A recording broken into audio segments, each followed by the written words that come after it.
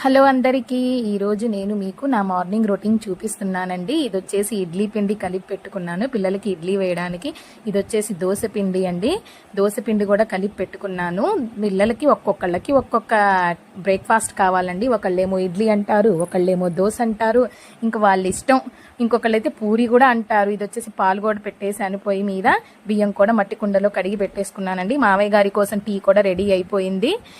ఇక్కడ మా తోడికోడలు వచ్చేసి ఇడ్లీ వేస్తుందండి ఇడ్లీ పాత్రలో. ఇక్కడ క్యారెట్ తురిమి ఇడ్లీ పిండిలో కలుపుకున్నాము. మా పిల్లలు ఒట్టిగా క్యారెట్ ఇస్తే తినరండి, సగం తిని సగం వేస్ట్ చేసేస్తారు. అందుకే ఇలా దోశ పిండిలో కానీ ఇడ్లీ పిండిలో కానీ ఇలా తురిమి పెట్టుకుంటాము. ఇక్కడ మా బాబు కోసం నేను జ్యూస్ చేస్తున్నానండి. ఇది వచ్చేసి పాలకూర అండ్ యాపిల్ జ్యూస్ అండి. నేను ఎర్లీ మార్నింగ్ ఏదో ఒక జ్యూస్ ఇస్తానండి మా బాబుకి.